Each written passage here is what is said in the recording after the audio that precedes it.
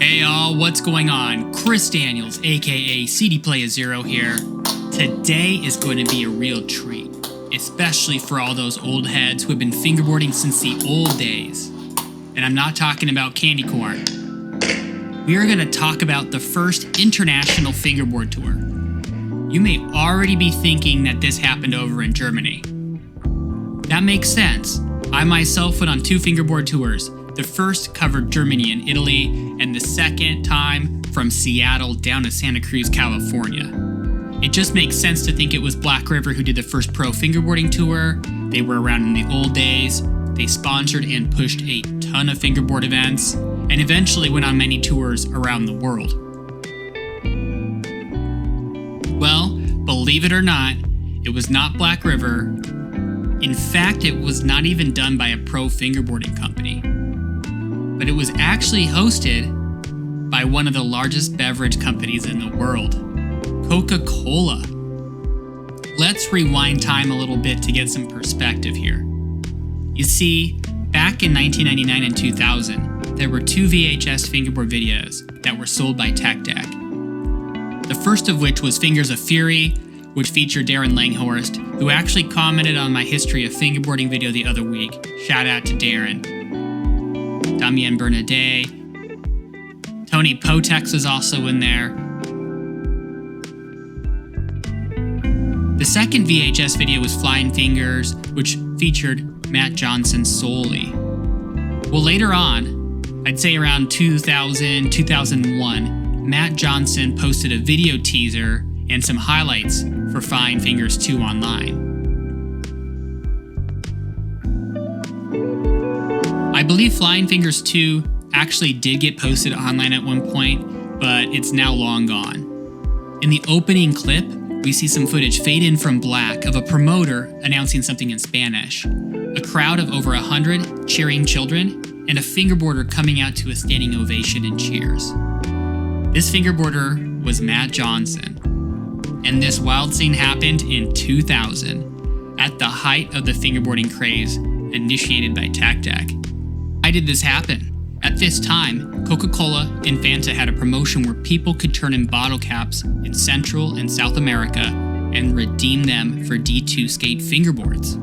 This was an incredibly popular promotion. In fact, those boards had become a collector's item. This fueled the idea to get kids hyped on fingerboards to fuel drink sales.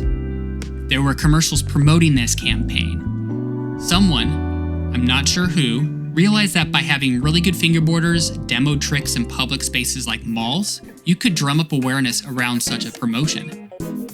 As such, the promotion company began its search for fingerboarders to send to Chile. In the end, Matt Johnson of Flying Fingers fame, Darren Langhorst from Fingers of Fury, Dan Watson, who had a famous blog, You Will Soon, and Pat Wells were hired by a promotion company to travel to Chile and eventually Mexico City to do demos at malls. They were paid, had a stipend for expenses, and were taken completely care of. These were the first real professional fingerboarders. Unfortunately, we don't have any other footage available from these demos, and only some blog and forum posts from those writers. So instead of watching the footage which we don't have, let's watch some skate footage from Dan Watson and Pat Wells, some fingerboard footage from Matt Johnson and Darren Langhorst. Speaking of which, Darren seems to be getting active back in the scene again. He has a new pro model from Broadcast X, and I also saw some footage get released, which you can click in the link above in the top right to see. Now, I'll read some first-hand accounts by Pat Wells and Dan Watson.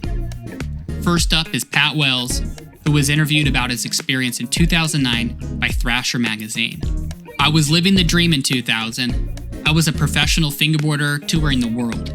Yes, you heard that. A professional fingerboarder. I got a call from my friend saying some guy came into the skate shop looking for fingerboarders and told him he gave them my name and the guy was going to call me. I thought, what? Are you kidding me? Next day I get a call asking me if I fingerboard and to come to try out. I try out and get the job. I was so happy. These guys talked about a contract and the places I was going to get to go. He had no idea of where or when. I just had to be ready. I was getting a salary for fingerboarding now. With finals coming up starting on Friday, I get a call on Monday saying, "You're going to Chile for 1 month." I ditched the finals, and I'm off, first time leaving California, and I'm going to Chile to fingerboard. I get to Chile to meet the other pros, Dan Watson, Darin Langhorst, who are both from Canada, and Matt Johnson, the fingerboard guy from Big Brother. We would tour around by ourselves for 4 days, then the 4 of us would meet up in Santiago and shred. Santiago has a lot of rad shit to skate, and it's a big city to explore. Afterwards, we would party at night. When touring, it was a translator and myself. We would travel to the south parts of Chile, do demonstrations in the malls. Then we'd get into town, I would ditch my translator and find a skate shop, make friends, got to shred, and then party. The demos were unreal. I mean, 200 to 500 people there, screaming for me. I would do some tricks, most of the basics, then take some requests. Then I would sit there signing autographs and taking pictures. Like I said, it was unreal. I was there for fingerboarding.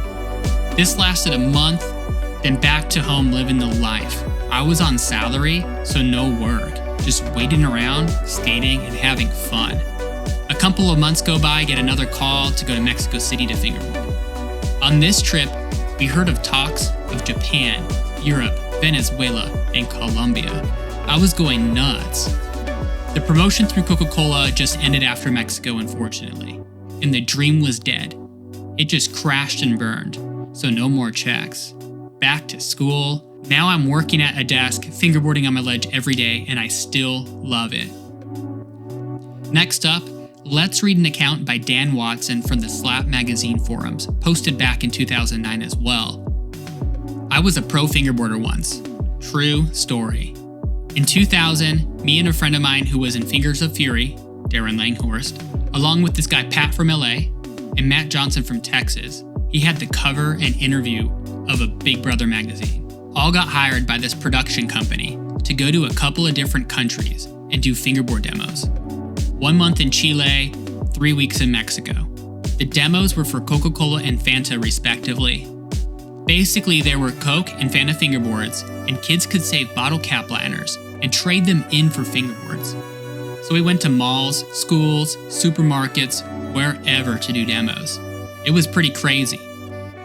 Free trips to foreign countries, balling hotels, generous cash per diem, as well as getting paid very well. Some shows ended up being like 500 plus people, signing autographs for an hour after those shows, going on TV talk shows to talk about it. It was so rad. For a 22-year-old who just graduated from university to fall ass backwards into a job traveling the world for free, best thing that ever happened to me. I still fingerboard tons at work up until a few years ago. Now I'm just too busy. I'm an old, washed-up former pro. That's not the only reference we have from Dan Watson referencing his experience. It was also a frequent topic on his infamous You Will Soon blog. So obviously yesterday's post was April Fool's jokes. I'm actually not quitting the blog, nor am I fired from it, I hope. But it is true that at one point in my life, I was a professional fingerboarder, as insane as that sounds. Here's the story in as short as I can make it, while still having it interesting. In the summer of 2000, my friend Darren Langhorst was approached by a company out of California that was arranging a marketing plan with Coca-Cola in Central and South America. Darren had previously starred in 411's Fingers of Fury, partly filmed and edited by none other than 411's own Mr. Josh Friedberg. But that's a whole nother story on its own. What happened was they approached Darren, needed more guys, and Darren hooked me up with easily one of the best things to ever happen to me.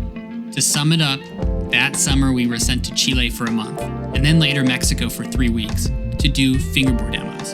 The pro team consisted of me, Darren, Pat Wells, who actually can be seen in part 2 of Rickshaw, which I'm linking to Vimeo, and Matt Johnson, the guy who got the cover and full-length interview in Big Brother magazine back in the day. How it all broke down is that my flights were paid for, I got per diem money, hotels paid for, I got paid close to $2,500 a month. And the funny thing is, we signed 3-month contracts at a time, and we only ended up taking one trip every 3 months. So basically I got paid for 6 months of work when all I had to do was travel twice. The demos themselves were pretty easy, but also pretty crazy. All we had to do was 2 shows a day, 5 days a week. The shows were usually at schools or in food courts of malls, and sometimes were so out of control with how many people went to them.